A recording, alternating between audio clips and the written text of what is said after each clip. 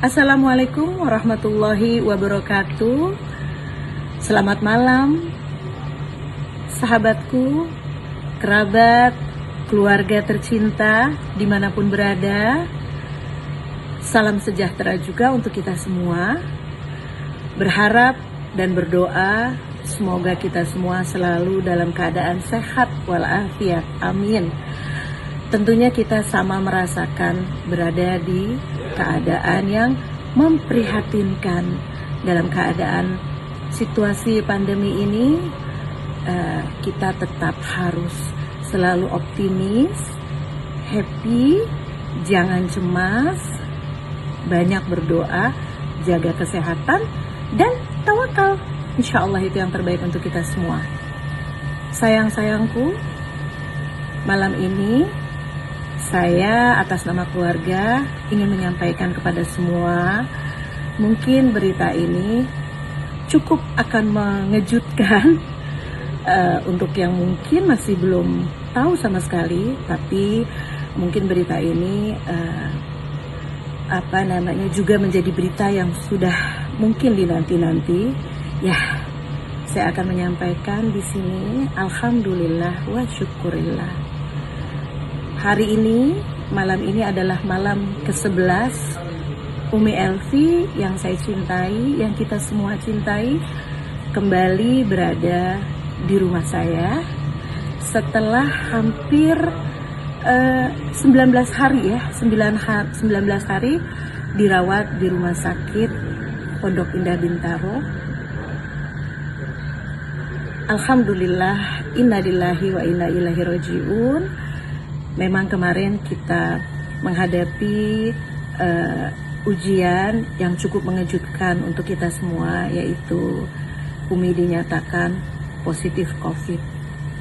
Dalam kesempatan ini saya bersyukur pertama-tama kepada Allah dan kepada semua yang sudah mendoakan kesehatan bagi Umi, hingga alhamdulillah Umi dan kita semua bisa melalui ujian ini dengan tetap bersabar, tabah menerima apa yang menjadi ketetapan Allah. Di kesempatan ini juga saya ingin menyampaikan mohon maaf kepada semuanya. Keputusan kami keluarga untuk tidak menyampaikan berita sakitnya Umi adalah semata karena kami tidak ingin menambah kepanikan. Terus terang, pada saat itu kami semua sekeluarga amat sangat kaget dan cukup panik tentunya, karena memang sesungguhnya kami sekeluarga, Umi, 2 rumah, saya dan rumah Umi adalah insya Allah hamba-hambanya Allah, masyarakat yang juga mendukung dan mematuhi program pemerintah, yang kita tahu bahwa kita harus menjaga untuk tidak terlalu banyak keluar rumah. Itu yang kami lakukan, sehingga kami cukup kaget begitu ternyata Umi beberapa hari sakit. Kemudian pada saat itu karena anak saya Bella lebih duluan sakit dan dinyatakan oleh dokter tipes, jadi tadinya saya berpikir bahwa Umi tipes gitu. Terus Umi waktu itu malam minggu saya suruh besok Umi ke dokter ya, ke laboratorium. Tapi kemudian karena memang hari Minggu, akhirnya Umi nggak bisa untuk periksa lab. Saya takut Umi tipes karena sakitnya itu kalau yang Umi rasain kayak mual, terus agak ada demam. Tapi pada saat itu memang sempat keluar, kayaknya kok nggak bisa nyium bau gitu. Saya sempat bilang, kok kayak COVID. Tapi Umi ralat, dia bilang Umi pernah kayak gini. Jadi tadinya saya lebih berpikir tipes, karena tipes juga mulai banyak. Saya takut Umi nanti nggak jaga makan, jadi saya minta Umi cepet-cepet. Nah akhirnya singkat cerita, Umi ke lab itu di hari Senin tanggal 17 Agustus. Saya suruh ke rumah sakit terdekat di rumah saya, Umi dari Cawang ke sana, dan ternyata tipesnya pada saat itu hasil darah tidak mengarah ke tipes, tapi dokternya curiga, dokter jaga waktu itu ya, dia curiga kayaknya kok arahnya ke COVID. percaya nggak percaya, dan saya waktu itu apa iya gitu ya, terus apa yang harus saya lakukan. Akhirnya karena memang bukan cuma swab, waktu itu udah agak malam kita dengarnya, bukan cuma swab tapi kan kita juga harus periksa torak. Saya cepat-cepat minta Umi difoto lagi toraknya. Cuman pada saat itu ada sedikit kesalahpahaman, sempat dengar bahwa paru-parunya bagus gitu. Akhirnya Umi saya bawa pulang ke rumah saya. Tentunya dengan adanya kabar yang sedikit mencurigakan, saya juga bawa pulang Umi ke rumah. Walaupun tetap belum bicara sama Umi, saya sudah berusaha untuk menjaga. Umi langsung saya istirahatkan di kamar bawah di tempat Umi. Kebetulan memang agak terpisah dari rumah saya. Umi ke sana, saya suruh Umi tidur, kemudian istirahat. Kemudian saya langsung bersama suami dan adik saya Sehan mendiskus itu, dan akhirnya kita memutuskan untuk diskus minta pengarahan dari, alhamdulillah, kerabat kami yang cukup baik, Dokter Z.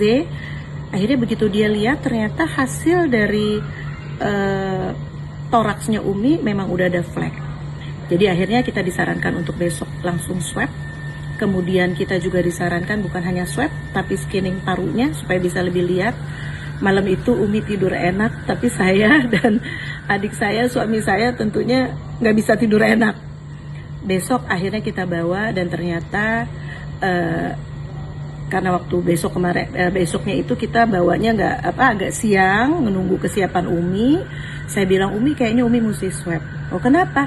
Nggak apa-apa, swab aja coba gitu kan, karena kan sekarang seperti ini. Akhirnya Umi udah mulai agak lemes, tapi Umi alhamdulillah nggak ada sesek. Terus kemudian kita bawa ke rumah sakit, periksa, swab dan scanning. Hasilnya baru kita dapat besoknya, dan ternyata hasilnya adalah Umi positif. Tentunya ini suatu yang amat cukup berat pada saat itu untuk kita, mengingat usia Umi adalah usia yang juga dinyatakan, kita dengar, kita tahu bahwa COVID ini rawan untuk orang-orang yang lansia. Umi udah 70 tahun, jadi kita pastinya panik. Terlebih lagi selain daripada itu tentunya ada langkah-langkah selain daripada kepada diri Umi. Kita harus cepat-cepat tahu juga untuk kita keluarga, kemudian keluarga yang di Cawang itu semua pastinya harus di swab. Kemudian kita juga langsung berpikir secara cepat bahwa selama ini Umi kemana, dan alhamdulillah ternyata memang karena tadi saya bilang bahwa kita semua memang sedang berada di dalam rumah, kecuali pulang kita dari puncak waktu itu liburan Idul Adha keluarga. Umi sempat melakukan promosi lagu terbarunya ke radio, itu aja. Umi cuma sempat ke situ. Jadi dan di situ saya tanya kabarnya, kebetulan udah sore, jadi udah nggak ketemu siapa-siapa. Jadi alhamdulillah, saya pikir nggak ada hal yang menjadi ketakutan kami bahwa Umi akan menularkan ke orang lain. Jadi yang pasti keluarga terdekat itu yang harus kita perhatikan. Kemudian kita langsung menyusun rencana. Setelah hasil swab itu kita harus bawa Umi ke rumah sakit. Sempat dinyatakan oleh dokter Umi harus masuk ICU. Nah karena itu saya tentunya tidak ingin membuat semuanya menjadi panik, termasuk keluarga juga. Saya mohon maaf karena saya pikir yang terbaik yang harus saya dulukan adalah kita harus berpikir secara tenang apa langkah-langkah yang harus kita ambil, dan saya nggak ingin menambah kepanikan baik untuk masyarakat di luar, keluarga, atau kita sendiri. Dengan adanya dampak kita menyatakan, kita buka berita itu, pastinya saya udah bisa bayangkan Umi adalah milik semuanya. Banyak sekali orang yang mencintai dan menyayang Umi, dan pasti ikut khawatir, dan pasti itu akan banyak telepon atau nanya atau begini atau begitu, sehingga mungkin kita akan agak pecah konsentrasi. Sehingga saya pikir kita rembukan, baik ini kita keep dulu. Yang penting saya waktu itu masukin Umi ke rumah sakit, diantar Syehan dan asistennya Umi. Malam itu udah cukup malam, Umi ke rumah sakit sudah atas instruksi dokter kita, jadi udah komunikasi sama dokter, yaitu dokter Diah sebagai dokter ketua dari tim yang menangani Umi. Di kesempatan ini saya ucapkan terima kasih kepada dokter Diah dan tim, dan juga para perawat semua yang sudah memperhatikan Umi dengan baik, melayani Umi dengan baik, menemani Umi.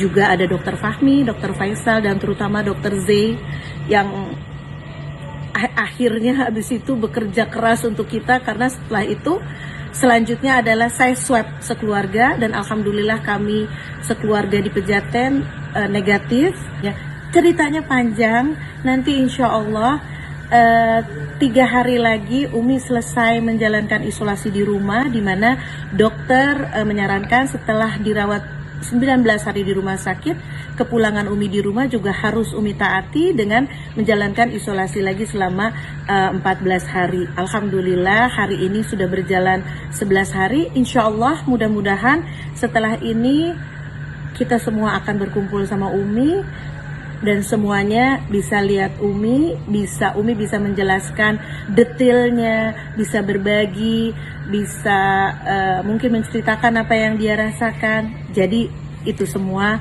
insya Allah akan kita sampaikan di pertemuan berikutnya. Di kesempatan ini sekali lagi saya mohon maaf, beribu-ribu maaf. Mudah-mudahan semua mengerti bahwa sama sekali bukan ingin menutup diri, bukan maksud kami menutup ini karena hal-hal yang lain, tapi karena semata kami ingin lebih bisa berkonsentrasi dalam merawat Umi, bisa betul-betul memutuskan semuanya dengan lebih baik, dengan lebih tenang, karena memang pada saat itu kondisinya Umi, alhamdulillah wa syukurillah, Umi tidak mengalami sesak nafas, tapi sedikit lemes dan ternyata ada pengentalan darah.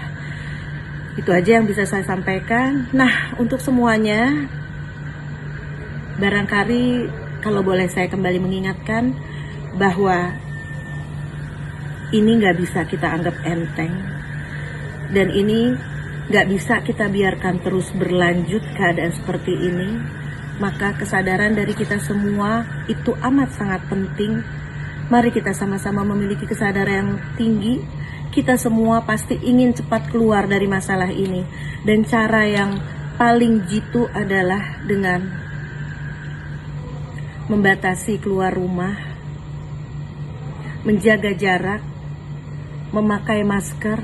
Saya pun di rumah sekarang ini dengan kejadian ini, semuanya harus pakai masker, karena kita tahu yang sekarang terjadi, yang sekarang terbanyak adalah OTG, orang tanpa gejala. Jadi jangan pernah berpikir kelihatannya sehat terus kemudian kita melupakan protokol kesehatan. Jangan pernah seperti itu. Apapun ceritanya, tetap di hati kita pasti selalu saling cinta. Kita tidak salaman sekarang, tidak berjabat tangan, bukan berarti hilang rasa hormat, bukan berarti hilang kasih sayang. Tidak, kita menjaga jarak pun seperti itu, bukan karena itu, tapi keadaan yang sedang membuat kita seperti ini, dan itu yang memang harus kita ikuti untuk memutus rantai penyebaran virus ini. Insya Allah mudah-mudahan cuci tangan, jaga jarak, pakai masker, tidak keluar rumah jika tidak punya keperluan yang mendesak, itu yang terbaik untuk kita.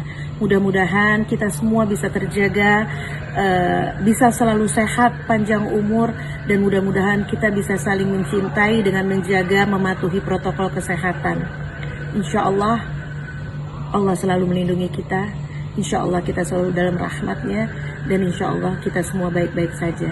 Terima kasih, sekali lagi mohon maaf, sekali lagi terima kasih untuk semua doa. Alhamdulillah, saya bisa tetap menerima doa dari semuanya, dan saat ini saya menyatakan maaf sekali lagi. Semoga semua bisa mengerti dan bisa mendoakan kita semua, terutama Umi. Insya Allah mudah-mudahan semakin sehat, semakin kuat, semakin bisa menjaga diri dengan baik untuk kita semua, dan insya Allah kita panjang umur fi taatillah. Mohon maaf lahir dan batin. Terima kasih banyak. Assalamualaikum warahmatullahi wabarakatuh.